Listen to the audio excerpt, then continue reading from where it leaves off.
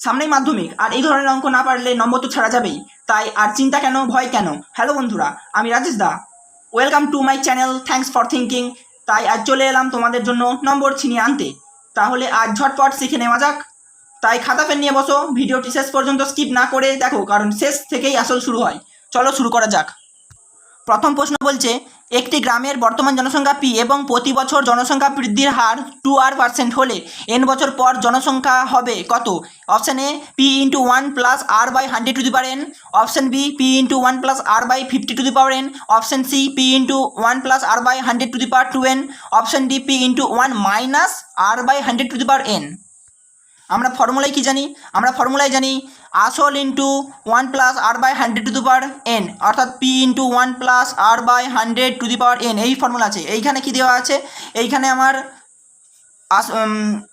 জনসংখ্যা, এখানে জনসংখ্যা হচ্ছে আমার পি, প্রতি বছর, বছর হচ্ছে সময় হচ্ছে এন, বছর হচ্ছে সময় এন, তারপর আর এখানে আর এর ভ্যালু কত দিয়ে আছে? 2r, মানে আমার দ্বিগুণ করা আছে। তাহলে আমার এখানে আমি যদি বসিয়ে দিই পি ইন্টু 1+2r/100^n, তাহলে আমার এটা 2 ওখানে 50 হয়ে গেল। তাহলে আমি কিভাবে করতে পারি? এটা পি ইন্টু 1+r/50^n, এই এটা। আর এখানে আমার মাইনাস আছে, এই অপশানটা তো প্রথমেই বাদ চলে গেল। আর এইটা আমার দেখো 2n এইখানে করে দিয়েছে দ্বিগুণ, এইখানে তো আমার বছর তো n আছে, তাহলে এটা তো আমার হবে না, এই অপশানটাও বাদ চলে গেল, সিডি। এবারে আমার এখানে এ আর বি পড়ে আছে, এ আর বি এর মধ্যে এটা 100ই রয়ে গেছে, আমার এটা তো 2 দিয়ে ভাগ হবে, তাহলে আমার এটাও ভুল হয়ে গেল, অপশান বি উত্তর এসে গেল। একইভাবে 2 নম্বর প্রশ্ন, ফতিমা, শ্রেয়া এবং স্মিতা তিনজনে মোট 6,000 টাকা দিয়ে একটি ব্যবসা শুরু করে। 1 বছর পরে ফতিমা, শ্রেয়া ও স্মিতা যথাক্রমে লভ্যাংশের 50 টাকা, 100 টাকা এবং 150 টাকা পায়। তাহলে স্মিতা ওই ব্যবসায় কত টাকা নিয়োজিত করেছিল? অপশান এ 1000 টাকা, অপশান বি 2000 টাকা, অপশান সি 3000 টাকা, অপশান ডি 4000 টাকা। তাহলে এই অঙ্কটা করতে গেলে আমাদের একটা শর্টকাট ট্রিক জানতে হবে, সেটা হচ্ছে লভ্যাংশের অনুপাত ইকুয়ালস টু আসলের অনুপাত, ব্যবসায় নিয়োজিত টাকার অনুপাত বা আসল অনুপাত, অর্থাৎ লভ্যাংশের অনুপাত ইকুয়ালস টু আসলের অনুপাত। আসল মানে ব্যবসায় নিয়োজিত টাকা, তার অনুপাত। এটা হচ্ছে আমাদের শর্টকাট ট্রিক্স। এটা দিয়ে উত্তরটা বের করবো কীভাবে, দেখো। এইখানে মোট টাকা বলেছে 6,000 টাকা, মোট টাকা 6,000। স্মিতার কেস নিয়ে কথা হচ্ছে এখানে, মানে স্মিতা ব্যবসায়ী কত টাকা নিয়োজিত করেছিল, তাহলে আমার স্মিতার লভ্যাংশ নিতে হবে। স্মিতার লভ্যাংশ হচ্ছে আমার কত?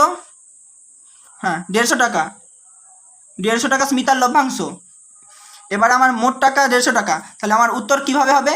উত্তর 150 মানে স্মিতা ডিভাইড বাই স্মিতার কেসটা উপরে হবে, তারপরে নিচে টোটাল কেসটা হবে। টোটাল কেস মানে সবগুলো যোগ গুণিত 6,000। তাহলে আমার নিচে কত হবে? 150 একজনের, তারপর হচ্ছে আমার 100 আর 150, মানে 100 একজনের আর একজনের 50 আছে একজন, তাহলে মোট উপরে আমার 150, নিচে হচ্ছে আমার 150 50 200, 200 কে 300, আর উপরে হবে 6,000। তাহলে আমার কত হচ্ছে? 2 15 2 30, 2 এখানে 3,000, তাহলে অর্থাৎ উত্তর বেরিয়ে গেল 3,000। উত্তর এসেছিল 3,000, উত্তর হচ্ছে আমার 3,000, অপশান সি। একইভাবে 3 নম্বর প্রশ্নটা বলেছে A:B 2:3, B:C 5:8, C:D 6:7 হলে A:D কত? অপশান এ বলেছে 2:7, অপশান বি বলেছে 7:2, অপশান সি বলেছে 5:8, অপশান ডি বলেছে 5:14। তাহলে এটা কীভাবে করবে? এটা শর্টকাট একটা আছে, যখন আমার A/B, B/C, C/D দেওয়া থাকবে, তখন আমার যদি এই প্রথমেরটা শেষেরটা যায়, তখন কী করবে? একটা জিনিস মনে রাখো, এই সবগুলোর গুণ করে দিবে। তাহলে কী হবে? দেখো, কাটাকাটি হয়ে যাচ্ছে, এটা কাটাকাটি শেষে পড়ে থাকলো কি? শেষে পড়ে থাকলো আমার এ, আর নিচে পড়ে থাকলো ডি, তাহলে এইভাবে হবে। তাহলে আমার A/D কী করে বেরোবে? A/D ইকুয়ালস টু হবে সবগুলোর গুণ। প্রথম রেশিওটা 2/3 গুণ, দ্বিতীয় রেশিটা 5/8 গুণ, তৃতীয় রেশিটা 6/7, তাহলে সমান 3 2 6, 2 4 8, 2 2 4, তাহলে উপরে আমার আছে কত? 5, নিচে আছে আমার 2 গুণিত 7, তাহলে কত হলো? 5/14। এটা উত্তর, অপশান ডি। তারপর এটা 3 নম্বর হলো প্রশ্ন। 4 নম্বর প্রশ্নটা কি বলেছে? একটা জিওমেট্রির অঙ্ক, এটাও শর্টকাট হবে। ও কেন্দ্রীয় বৃত্ত, একটি বৃত্ত আঁকা যাক। ও কেন্দ্রীয় একটি বৃত্ত, ও কেন্দ্রীয় বৃত্ত। তারপর বলেছে পি আর ব্যাস, পি আর হলো ব্যাস, পি আর হলো ব্যাস, আর বৃত্তের ওপর একটি বিন্দু, বৃত্তের ওপর একটি বিন্দু আর, পি কিউ ব্যাস বলেছিল, পি কিউ ব্যাস আর বৃত্তের ওপর একটি বিন্দু।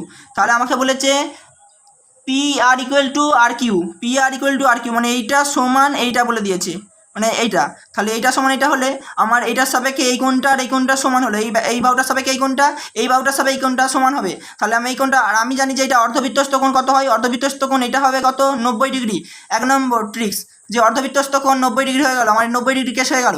আর 2 নম্বর হচ্ছে এই দুটো যেহেতু সমান, তাহলে আমাকে এটা যদি আমি এক্স ধরি, এটাও যদি আমি এক্স ধরি, তাহলে আমার এবারে আমি জানি 180 ডিগ্রি, ত্রিভুজের তিন কোণের সমষ্টি 180 ডিগ্রি, তাহলে আমি বলতে পারি, তাহলে আমি তখন এবারে বলতে পারি এক্স প্লাস 90 ডিগ্রি, এইটা এই কোণটা প্লাস এই কোণটা প্লাস এক্স এই কোণটা সমান 180 ডিগ্রি, বা 2x প্লাস 90 ডিগ্রি ইকুয়ালস টু 180 ডিগ্রি, বা 2x ইকুয়াল টু 180 ডিগ্রি মাইনাস 90 ডিগ্রি সমান 90 ডিগ্রি, বা x ইকুয়ালস টু 90 ডিগ্রি বাই 2 সমান 45 ডিগ্রি।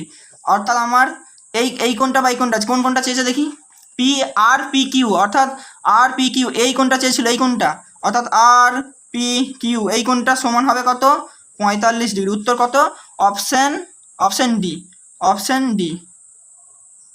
অপশন ডি উত্তর। তারপর 5 নম্বর প্রশ্ন বলেছে দুটি বৃত্ত পরস্পরকে স্পর্শ বা ছেদ না করলে বৃত্ত দুটির সাধারণ স্পর্শক সংখ্যা কত হবে। এটার জন্য দুটি বৃত্ত আঁকা যাক যারা পরস্পরকে করবে না, এইভাবে অ্যাপ্রোচ নিতে হবে অঙ্কগুলো করার জন্য। তারপর এইটা পরস্পরকে স্পর্শ না করলে আমাদের এবারে যতগুলো জ্যা করা যাক, এর উপর দিয়ে একটা জ্যা পরস্পর সাধারণ স্পর্শক হচ্ছে বা সাধারণ স্পর্শক হচ্ছে, এগুলো আসলে দুটো হলো, এইখান দিয়ে একটা এদের মধ্যে হবে আর এইখান দিয়ে একটা এদের মধ্যে হবে, তাহলে আমাদের কটা হলো, একটা দুটো তিনটে চারটে, অর্থাৎ 4টি হবে সাধারণ স্পর্শক। অ্যান্সার অপশন ডি হচ্ছে আমাদের কারেক্ট অ্যান্সার। তারপরে প্রশ্ন হচ্ছে